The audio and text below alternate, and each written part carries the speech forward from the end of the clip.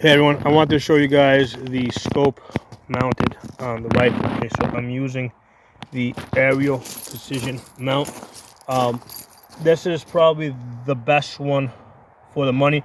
I got it for, I think it was something like $60 at Amazon. If you go to Optics Planet, wanted like $95 for it.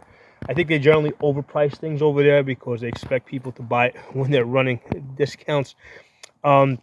But yeah, this mount weighs like 3.5 ounces.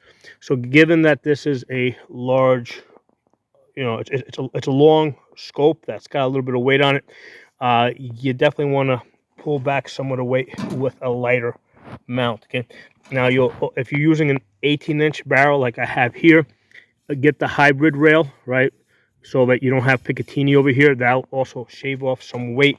I mean, if you're using a 16-inch barrel, it's not going to make a difference. Now, if you're using this Areo precision mount, this has like it's a handshake style, right, where it kind of locks up here, and it's got a single pair of screws over here. What I did with this is I mounted the mount first on the rifle. I pushed it all the way forward as far as I could go without going on the rail. Keep in mind, if your rail is like slightly off, that can throw you off. So what I had to actually do with this is I did this the last time. I didn't need to do it again today. I loosened up these screws over here on the rail to allow this to, because the mount does go a little bit into the rail section.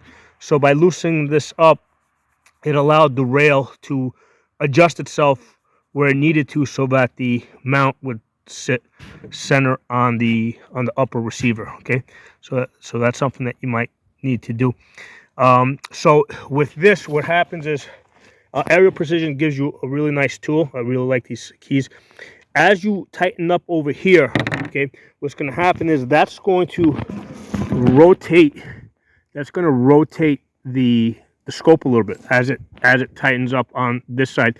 So what I did is I put a bubble level, right? You can see the bubble level right there. I got a bubble level there.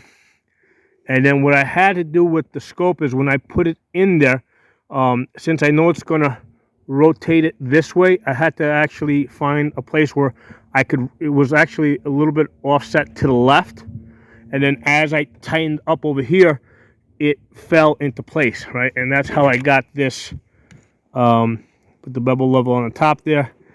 That's how I got that bubble level to match this bubble level down here. Okay, so you have to actually start off with the scope, like actually rotate it a little bit. So initially the bubble level looked like that almost, right?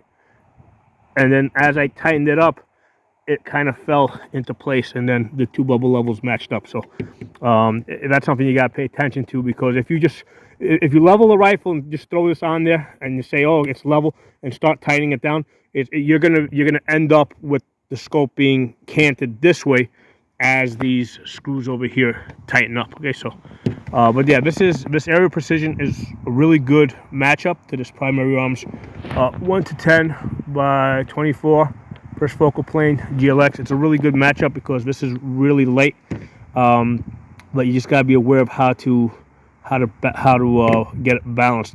The only thing is, I wish Areo Precision would just automatically make their scopes like 20 MOA, right? Because the way these things are set up right now, it's like you're not using the bottom 50% of travel on the turrets. Okay, so now this is not a scope that I intend to dial turrets on. It's a scope where I just basically intend to just like get a 50-yard zero and then use the reticle for my holdovers. But if I did, ever want to dial up, it makes sense, especially with 5.56, where if you're trying to get out to 1,000 yards, you're going to start seeing some drop. 1,200 yards, you're going to start seeing some drop. It would just make sense for all scopes to just be 20 MOA.